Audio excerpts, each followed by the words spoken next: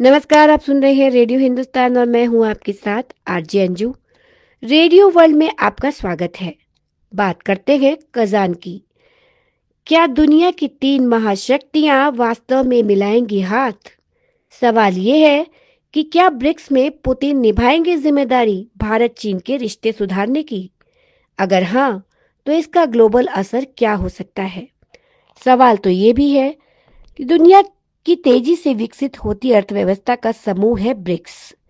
इसकी 16वीं समिट का आतिथ्य कर रहा रूस का कजान शहर। इसमें रूस और भारत के अतिरिक्त चीन, ब्राजील, साउथ अफ्रीका समेत 28 देशों के राष्ट्र प्रमुख भाग ले रहे हैं। सबसे अहम बात यह है कि इस साल समिट की अध्यक्षता कर रहे रूस के राष्ट्रपति व्लादिमीर पुतिन और यही आज भारत के प्रधानमंत्री मोदी का भाषण हुआ है। महत्वपूर्ण ये जानना भी है कि ब्रिक्स ने यूरोपियन यूनियन को पछाड़ दिया है और अब वह दुनिया का तीसरा सबसे शक्तिशाली आर्थिक संगठन बन चुका है।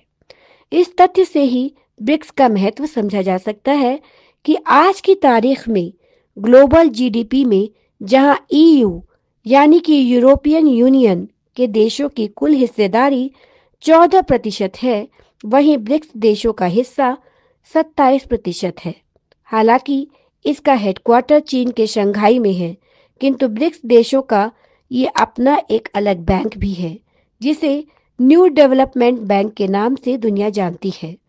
इसका दायित्व ये है कि यह सदस्य देशों को सरकारी या प्राइवेट प्रोजेक्ट्स के लिए कर्जा उपलब्ध कराए।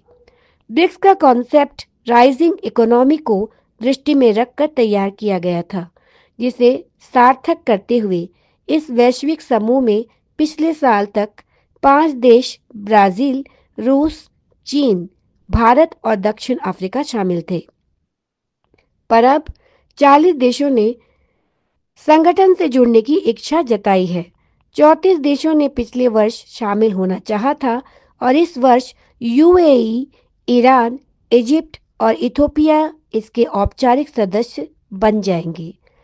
अब सवाल तो ये भी पैदा होता है कि अमेरिका समेत पश्चिमी देशों की नज़र इस समूह पर क्यों है और कई देश इसकी मेंबरशिप क्यों चाहते हैं। क्या आपको आश्चर्य नहीं होता ये जानकर कि जहां एक तरफ दुनिया झेल रही है मंदी की मार, तो दूसरी तरफ ब्रिक्स देश इससे बेअसर रहे और विकास के रास्ते पर तेजी से आगे बढ़े। वर्ष 2008-2009 का दौर जहां पश्चिमी देशों के लिए आर्थिक संकट का संदेश लाया था, उसी समय ब्रिक्स देशों की अर्थव्यवस्था तेजी से आगे बढ़ रही थी।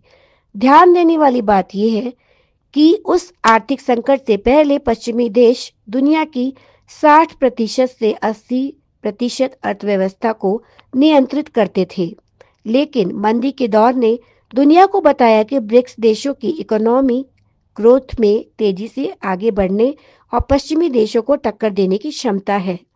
ताज़ा खबर ये है कि अब पश्चिमी देशों के लिए ब्रिक्स बन गया है बड़ी चुनौती।